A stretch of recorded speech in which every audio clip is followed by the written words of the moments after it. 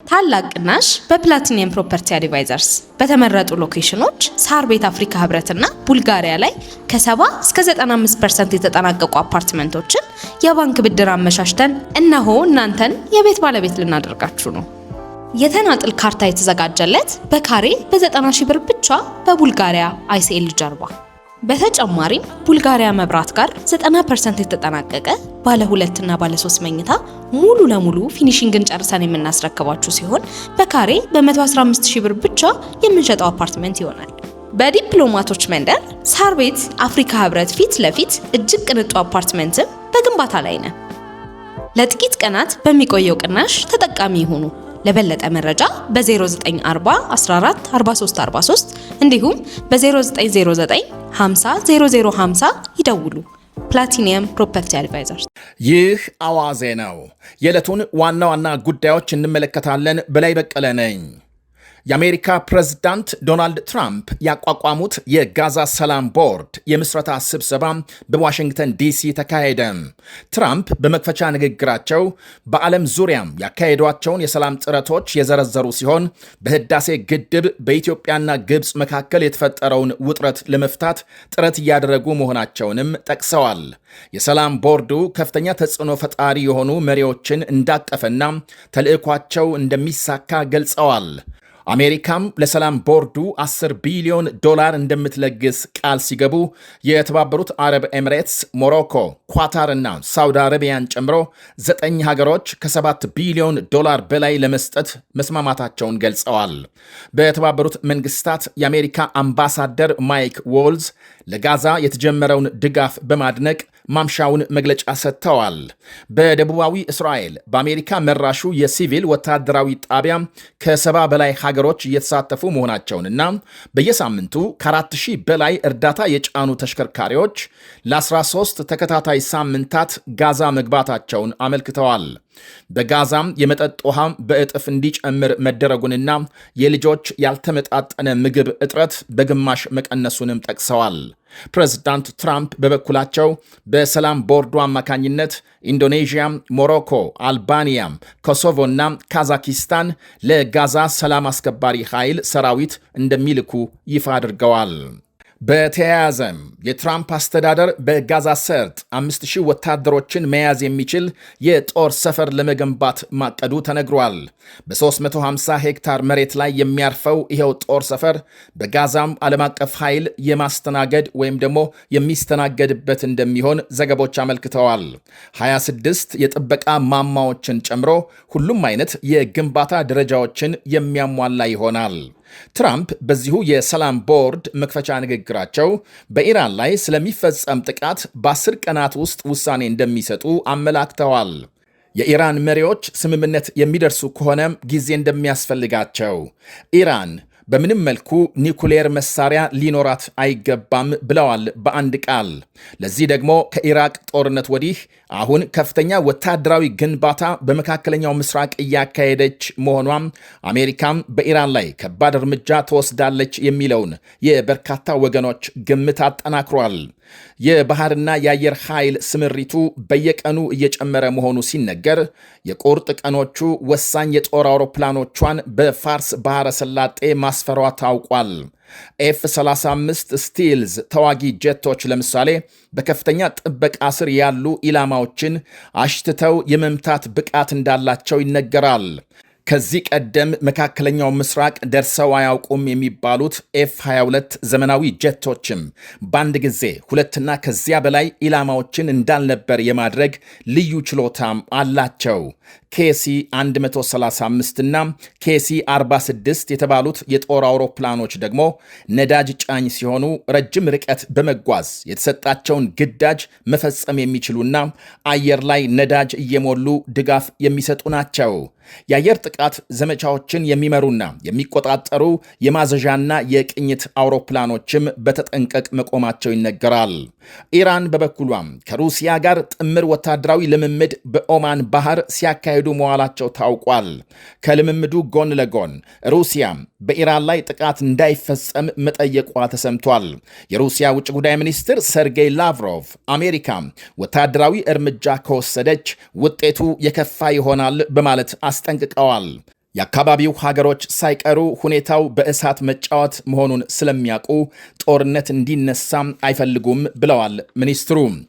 ውጥረት መባባሱን ተከትሎ የተለያዩ ሀገራት ዜጎቻቸው ከቀጠናው እንዲወጡ እያሳሰቡ ናቸው ተብሏል። በሌላ በኩል ፖላንድ ለምሳሌ በኢራን ያሉ ዜጎቿም ጨርቄን ማቄን ሳይሉ በአስቸኳይ ለቀው እንዲወጡ ስታስጠነቅቅ፣ ጀርመን በበኩሏም ወሳኝ የተባሉ ወታደሮቿን ከኢራቅ እንዲወጡ ማድረጓ ተነግሯል። የእስራኤል ጠቅላይ ሚኒስትር ቤንያሚን ኔታንያሁ ደግሞ ሀገራቸው ወታደራዊ ስልት ለውጥ ማድረጓንና ኢራን እስራኤል ላይ ሚሳኤል ከተኮሰች ከእስከዛሬው የከፋ ምላሽ እንደሚጠብቃት አስጠንቅቀዋል። ዛሬ እስራኤል አሁን እንደ ጥቅምት 7ቱ ወይም እንደ ሰኔው ደጃፏ ላይ ጥቃት እስኪፈጸም አትጠብቅም። ከዚህ በኋላም የሚደረግ ፍልሚያ ከመሬቷና ከድንበር ባሻገር ይሆናል። ለዚህ ደግሞ ሁሉም አይነት ቅድመ ዝግጅት እየተካሄደ ነው። ከእንግዲህ ጥይት ሲተኮስ፣ ሚሳኤል ሲወነጨፍ እየሮጡ መደበቅ የለም። የሚተኮሰውን ሚሳኤል ላንቃም አስቀድሞ መድፈን የግድ ነው ብለዋል የቀድሞ ጠቅላይ ሚኒስትር ኢሁድ ባራክ። በአንድ ወቅት የተናገሩትን ቃል ዛሬም ደግመውታል። ራሳቸውን መከላከል የማይችሉ ተስፋ የላቸውም፣ ለደካሞች ምሕረት የለም። አሁን ማምሻውን በወጣ መረጃ ደግሞ 6 ተጨማሪ የአሜሪካ ጦር አውሮፕላኖች ከአውሮፓ ተነስተው ወደ መካከለኛው ምስራቅ ሲጓዙ መታየታቸውን ዘገቦች አመልክተዋል። ፍላይት ራዳር 24 በተባለው ታዋቂ የበረራ ድረገጽ አማካኝነት ነው አውሮፕላኖቹ ጉዞ ላይ መሆናቸው የታወቀው። የቅኝት ጀቶች፣ ወታደራዊ ማጓጓዣ፣ አየር ላይ ነዳጅ የሚሞሉና ሌሎች የጦር አውሮፕላኖች ዛሬ ጠዋት ከአውሮፓ የተለያዩ ጦር ሰፈሮች በመነሳት ወደ መካከለኛው ምስራቅ ሲጓዙ ታይተዋል። ወደ ሌላ ዜና ስናልፍ መንግስት ላይ አመፅ በማስነሳት ወንጀል የተከሰሱት የደቡብ ኮሪያም የቀድሞ ፕሬዝዳንት በዕድሜ ልክ እስራት እንዲቀጡ ተወሰነ። የቀድሞ ፕሬዝዳንት ዩን ሱክ ዮል ከ2 ዓመት በፊት በሀገሪቱ ወታደራዊ አስቸኳይ ጊዜ አዋጅ ለመደንገግ ያደረጉት ሙከራ መክሸፉን ተከትሎ ነው ክስ የተመሰረተባቸው። ፍርድ ቤት ዛሬ በሰጠው ብይን አመፅ በማነሳሳት ጥፋተኛ ሆነው በመገኘታቸው የዕድሜ ልክ እስር ፈርዶባቸዋል። በወቅቱ የመከላከያ ሚኒስትር የነበሩ ባለሥልጣንም በ30 ዓመት እስር እንዲቀጡ ወስኗል። አሜሪካም ቀሪ ወታደሮቿን ከሶሪያም እንደምታስወጣ አስታወቀች። አንድ የአሜሪካ ከፍተኛ ባለስልጣን ለቢቢሲ በሰጡት ቃል የሶሪያ መንግስት ሽብርተኝነትን በዋናነት ማለትም በመሪነት እየተዋጋ በመሆኑና የአሜሪካ ኃይል በከፍተኛ ቁጥር መኖሩ አስፈላጊ እንዳልሆነ ከስምምነት መደረሱን ገልጸዋል። እናም አሜሪካም በቀጣይ ወራት ወታደሮቿን ሙሉ በሙሉ ከሶሪያ ታስወጣለች ብለዋል። እንደ ፈረንጆቹ አቆጣጠር ከ2015 ጀምሮ ሶሪያ የተሰማሩት የአሜሪካ ወታደሮች አይኤስን የመሳሰሉ ቡድኖችን ለመከላከል የተካሄደው የጸረ ሽብር ዘመቻ አካል በመሆን ሲሳተፉ ቆይተዋል። አሁን ቀሪ 1000 የሚሆኑ ወታደሮቿን ብታስወጣም ታዲያም በአካባቢው ለሚፈጠሩ ስጋቶች አሜሪካም ምላሽ ለመስጠት ዝግጁ መሆኗን ባለስልጣኑ ገልጸዋል። የአሜሪካ ወታደሮች ከዓመት በፊት የአሳድ መንግስት መውደቁን ተከትሎ ነው ከሶሪያም ለቀው መውጣት የጀመሩት። ከአዲሱ የሶሪያ መንግስት ጋር የትራምፕ አስተዳደር መልካም ግንኙነት መጀመሩ ይታወቃል። የዚምባብዌ የቀድሞ ፕሬዝዳንት የሮበርት ሙጋቤ ልጅ ደቡብ አፍሪካ ውስጥ ተይዞ መታሰሩ ተነገረ። የሙጋቤ የመጨረሻ ልጃቸው ቤላርሚን ሙጋቤ በጆሃንስበርግ በሱፐርማርኬት በተከፈተ ተኩስ አንድ የ23 ዓመት ወጣት በጥይት ተመቶ ከቆሰለ በኋላ በፖሊስ መያዙ ታውቋል። የ28 ዓመቱ የሙጋቤ ልጅ በጥርጣሬ ከተያዘ በኋላም ያረፈበት ቤት ሲፈተሽ የጥይት ቀለሃ መገኘቱን ፖሊስ ገልጧል። ሌላም አንድ ተጠርጣሪ የተያዘ ሲሆን ሁለቱም ፍርድ ቤት እንደሚቀርቡ ይጠበቃል። በጥይት የተመታው ወጣት በአስጊ ሁኔታ ላይ እንደሚገኝ ሲነገር የሙጋቤ ልጅ ተኩሶ ይምታው አሊያም በሌላ ሰው እጅ ይቁሰል እስካሁን በትክክል አልታወቀም። ቤላርሚን የሙጋቤና የሁለተኛ ሚስታቸው ግሬስ ሙጋቤ የመጨረሻ ልጅ ነው። ዚምባብዌን ለ37 ዓመታት የመሩት ሙጋቤ በ95 ዓመታቸው በ2019 ከዚህ ዓለም በሞት ተለይተዋል። ይህ አዋዜ ነው። ታላቅ ቅናሽ በፕላቲኒየም ፕሮፐርቲ አድቫይዘርስ በተመረጡ ሎኬሽኖች ሳር ቤት አፍሪካ ህብረትና ቡልጋሪያ ላይ ከ70 እስከ 95% የተጠናቀቁ አፓርትመንቶችን የባንክ ብድር አመቻችተን እነሆ እናንተን የቤት ባለቤት ልናደርጋችሁ ነው። የተናጥል ካርታ የተዘጋጀለት በካሬ በ90 ሺህ ብር ብቻ በቡልጋሪያ አይሲኤል ጀርባ።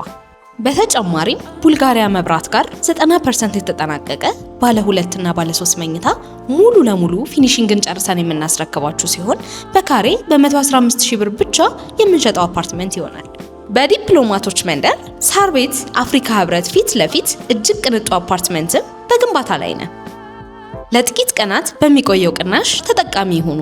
ለበለጠ መረጃ በ0940 14 43 43 እንዲሁም በ0909 50 0050 ይደውሉ። ፕላቲኒየም ፕሮፐርቲ አድቫይዘርስ። ምርትና አገልግሎቷን በአዋዜ ላይ ያስተዋውቁ። ለጥራች እንታመናለን። በስልክ ቁጥሮቻችን ይደውሉልን። አዋዜ ዓለምነህ ዋሴ ዜና